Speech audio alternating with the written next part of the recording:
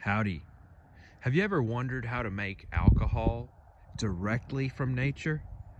Well, in today's video, I'm going to give you a raging clue on how to do that. Now, our location is North Texas. What you want to do first is find a plant that produces wild yeast and wild sugar. For the yeast, we turn to the juniper tree. Here's a tip for your juniper trees. If they have this sort of a yellow tip, kind of a yellow tinge to the foliage here, that's a male tree, so you can't get berries off that one. You have to look for a female tree, and the best time of year to do it is late October. That's when the berries are still on the tree. Here we are towards the end of December, so there's not many berries, but maybe we can find one or two stragglers to give you an idea. Here's one. These little berries have a sweet peppery taste, and they're covered, if you can see very carefully here, they're very delicately covered with a white haze. That whitish colored haze is actually wild yeast. See, if you rub it, it comes right off. Okay, so what you do in late October, you collect, I'd say about a cupful of these little berries. And then you put them into a solution of sugar water. Now, if you don't have sugar, you might have to get some from another plant. Let me show you where you can do that. Now, I drove down the road a little ways, and here is a perfect example of a persimmons tree. In different parts of the country, you'll have different trees that produce sweet fruits with yeast on them as well. So in Arkansas, you might have plums, but in this area, it's these persimmons fruits. You have to make sure they're ripe. If you don't get them ripe, they'll taste very dry. They'll be filled with tannic acid, and you don't want that. So you have to pick these in late November, early December. I should point out that the junipers that we're talking about, like that one down there, are wild junipers. You don't want store-bought junipers. They have a toxin. Now these persimmons, you want them to be mush. I mean, really, really ripe. So like I said, late November, early December, depending on the weather. And you have to get a strainer and get a pulp out of them. We'll pull a few and see if we can get an example of how to get the pulp from these. So after picking some of these persimmons, you can take them to your sink and rinse them off. And I'll show you how to pulp them. We do run into one issue with this. If we're going to save the wild yeast, you really can't wash them too much. Yet conventional brewing would have you create a pulp and then heat it to kill the germs, let it cool back down to 80 degrees Fahrenheit or so, and then pitch yeast into it.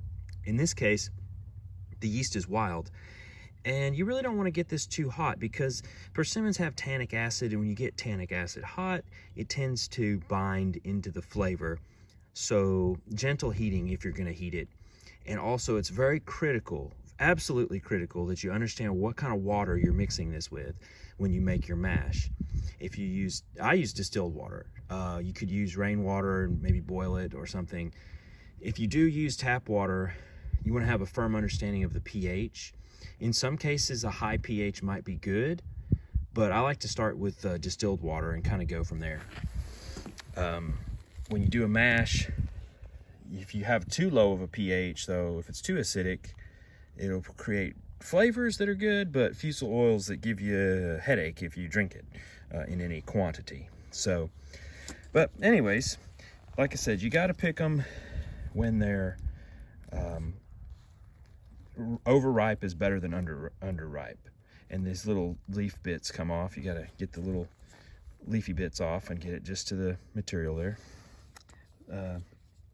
And then you need a nice screen mesh, and you just mush it on the screen, and that'll get rid of the seeds and the skins and everything. And you sit there and do that until you get a mush on the underside of this screen. It's a very messy operation. I'm just going to do a couple of them because it's just really a huge mess when you try to do this in any quantity. But if you can get about a gallon of these pulped and then mix in, oh, I don't know, half a gallon of distilled water, just enough to where it runs like an applesauce, you know, just enough to where it'll pour in a funnel. That's what you want. You don't really want to add too much water because you'd be diluting the sugar and you won't get a very strong fermentation. Unless you have table sugar you add to it, then you can thin it out more and then add white sugar back to it. That's your pulp. You just scrape it off the bottom of the screen. And then you're left with a nice pulp. And you can make persimmons pudding out of this. There's a recipe for it. I'll put it in the description. If that's what you want, then you can water it with distilled water until it's the consistency of applesauce, and then you can go ahead and brew it. Now that you've got your pulp and you've made it into a liquid, you can start with the brewing process, the fermentation. Now this one's been fermenting for about 3 weeks.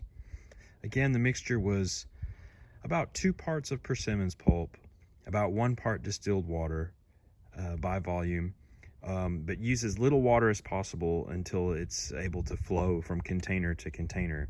When you ferment it, it'll be real thick, and as time goes by, you can strain it and rack it, and strain it and rack it between different containers until it thins out like a wine. And there's several important things you have to consider when brewing something like a home brew like this. All right, first of all, you want to be clean as possible. You sterilize every container, make sure they're clean, and handle things with clean hands or gloves, and rinse off what you can from nature. The catch is you have to leave some of the natural yeast, so don't go crazy cleaning the fruits directly out of nature in this case. One of the keys of a good fermentation is to let the natural yeast outpace any other biological situations in the mix. So in that case, it's more important to get a quick start to your fermentation than it is to obsess on cleanliness. Nevertheless, be clean and use clean containers as much as you can. Now, another thing you have to consider is the time you're going to brew it. This depends on the temperature. So you have to know about time and temperature. If you brew it for 2 weeks is normal. That's a good time at room temperature. But if it's 55 degrees in the cellar, you might have to brew it for as long as 40 days. If you're in a Florida prison, you can brew a batch as fast as 3 days. But it all depends on the temperature and the time. And that brings us to another safety issue, is the pressure. Any fermentation like this with wild yeast or any yeast, it's going to produce CO2 bubbles.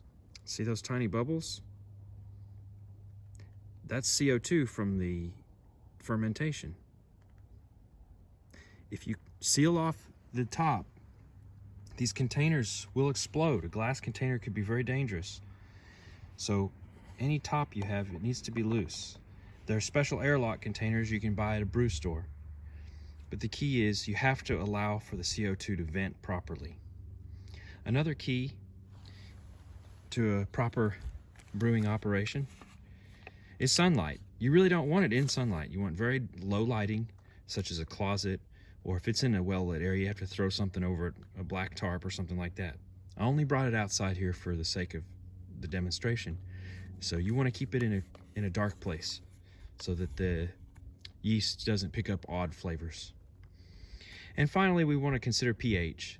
If the mash is too alkaline or too acidic, it may either lack in one way or another as far as flavor versus hangover, if you're going to drink it in quantity. Let's move on to the distillation process, since it looks like this persimmons wine is about ready to distill if you let it sit and strain it out a little, or let it sit in the fridge for a while. It should chill out and clear up to something around a wine. One other thing about brewing, I like to smell the brew. as it goes along. And I think this comes with experience.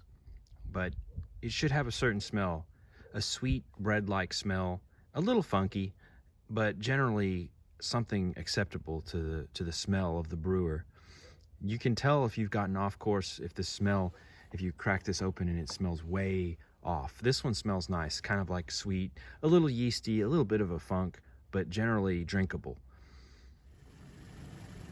Okay, so here's my distillation setup.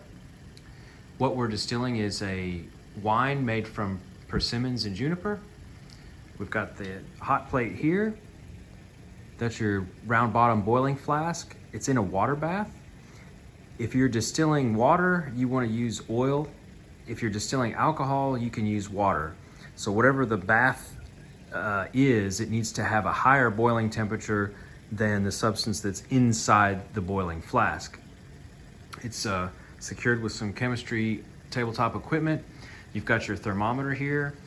Notice that the thermometer is at 195 or so, 199, but actually the boiling point of alcohol is 176. This is because you have heat loss and pressure differences, and so it takes a little extra heat to push it through the condenser tube. This is a condenser tube. It's got cool water from the sink circulating through it. I used a 24-volt pump with an old model train set transformer so I could control the flow rate on it. I didn't want it to be running super strong. It just needs a little trickle through it, about like that. This is fine. And that keeps the condenser cold. And out of it, we're getting a few little drops occasionally of pure ethanol, or close to pure ethanol. Here's a couple of pointers. Get some tin foil around there. If your globe is, your round bottom flask is out of the water, you want to keep the heat on it so that it doesn't just condense and then drip back down on itself. So keeping it hot up until the condenser helps sort of drive the reaction. And really, I ought to have a clamp. They make special clamps for those. I should have a clamp on there. But we're getting a little bit more flow now. Yep.